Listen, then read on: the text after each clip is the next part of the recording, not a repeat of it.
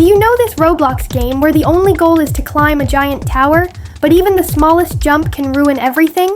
And by the way, we'll pin the best comment, so make it good. Before we continue, please like, subscribe, or follow if you enjoy funny fails, obby challenges, and chaotic climbing adventures. Climb and Jump Tower, also known as Jack and the Beanstalk Tower, is a vertical obstacle course that looks simple, but don't be fooled. It's one of those games that seems easy at first, until you miss one tiny jump and fall all the way back to the beginning.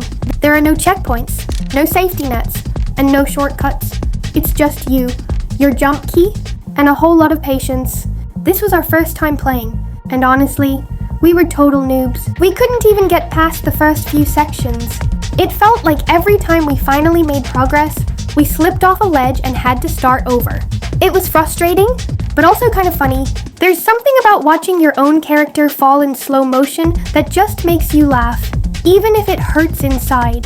The gameplay is all about climbing as high as possible by jumping across platforms, walls, clouds, and rotating beams. Some sections require perfect timing. Others test your ability to stay calm when your 5 jumps away from the top. And then splat, you're back at the bottom again. Players call it a rage game, but a fair one. The controls are tight, and the physics feel consistent. If you fall, it's usually your own fault. Usually. One thing that makes this game stand out is the mood. There's no intense music or flashing lights, just a peaceful background and chill vibes. It almost tricks you into relaxing, right before the next jump sends you falling down 10 levels. The game has become a favorite among players who love self-punishment, because every fall feels personal, and yet, they keep trying. Over and over again. There are some secrets, too. Players have discovered hidden platforms, sneaky ledges you can stand on, and even an invisible wall near the middle of the tower that some people use to take a short break. The developer also added fun little surprises, like invisible checkpoints in earlier versions, but they were later removed to keep the challenge consistent. Of course, not everything is perfect. Some players report minor bugs, like getting stuck between corners or randomly slipping off flat surfaces. And if you're playing on mobile, it can feel almost impossible to aim your jumps correctly.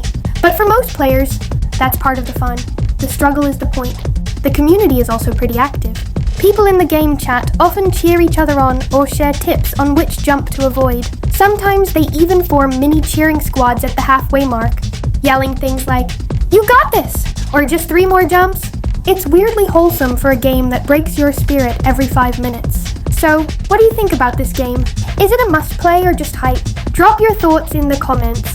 We'll be pinning the best comment, so share your thoughts below.